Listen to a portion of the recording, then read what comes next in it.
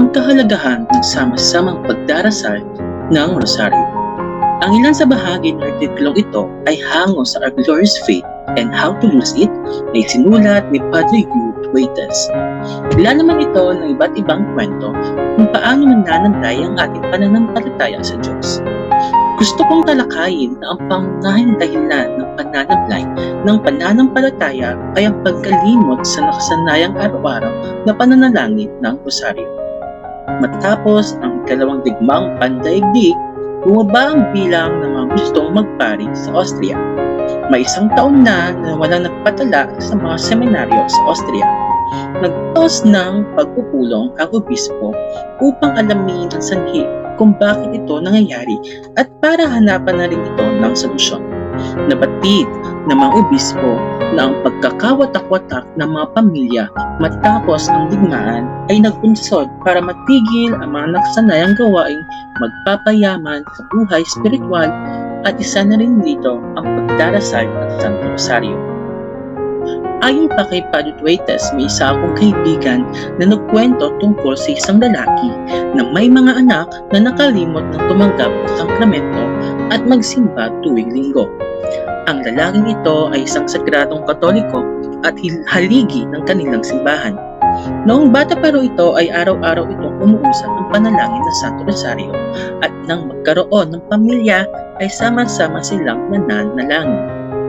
Ngunit isang gabi, habang naghahanda sila para manalangin sa Santo Rosario, ay isa sa kanyang mga anak ang nagbukas ng telebisyon at magmula noon ay nakalimutan na nila ang sinimulang tradisyon.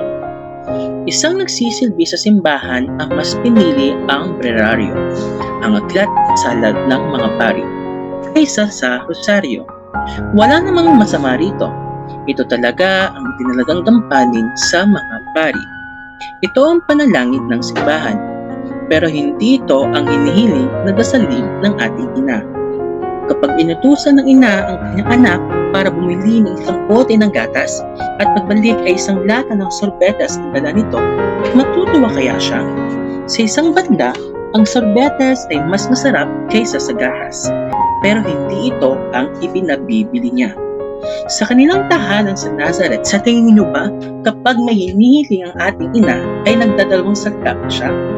Kung nais natin maging katulad ng kanyang anak si Jesus, ay dapat sundin natin kung ano ang hinihiling ng ating ina. Dahil kung hindi, magiging madali ang kanyang lahat. Hindi natin maaaring suwayin ng ating ina. Alam niya kung ano ang panganib na nakaamba sa atin. Kaya niya tayo palagi pinaalalahanan, dasalin niyo ang Santo Rosario araw-araw. Kung sinabi ng mekaniko na kailangan may kupunihin sa iyong sasakyan dahil maaari kang maaksidente, siguradong iiwanan mo kagad ang iyong kotse sa talyer.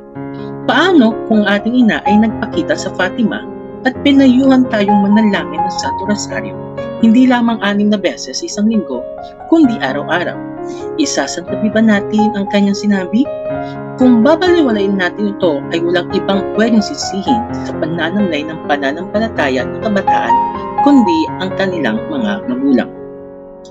Alam kong ang Fatima ay isang pribadong revelasyon. Gayunpaman ay in-endorso ito o kinukumpirma ng simbahan. Kaya hindi dapat tayo magpabadalos-dalos ng pagsasantabi nito.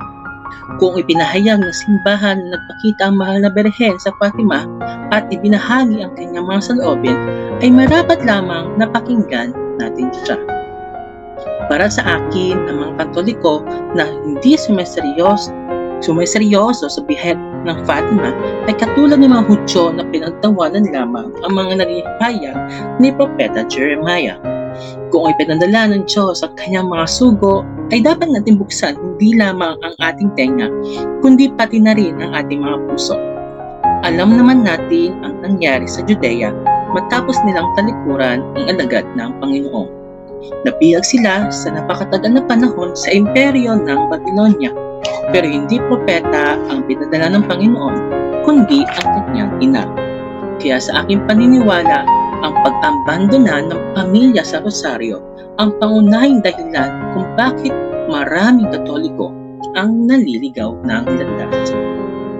Sa aking pagbabahay-bahay, narating ko ang konklusyon na mapanunumbalik natin ang sigla sa mga tahanan kung araw-araw na mananalangin ang bawat pamilya ng Santo Rosario.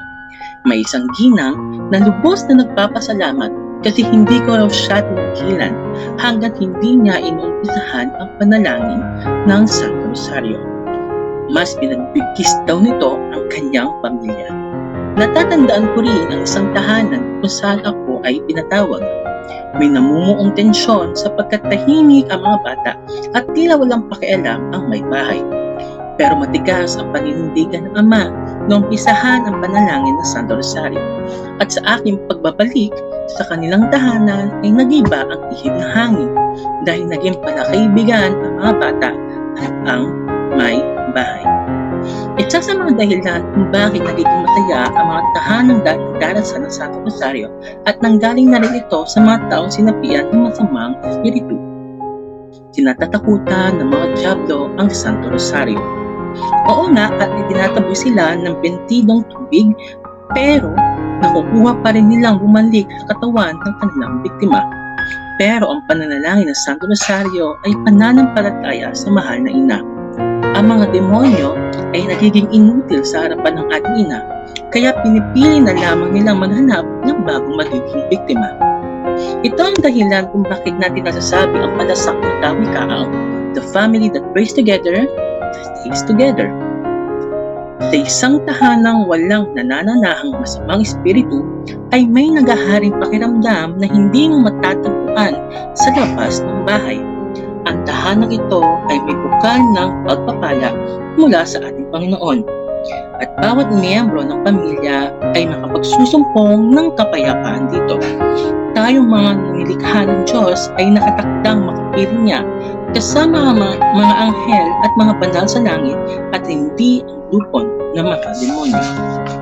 Kaya marapat na dasalin ang Santo Rosario araw-araw kahit pa man nagsisimba tuwing linggo.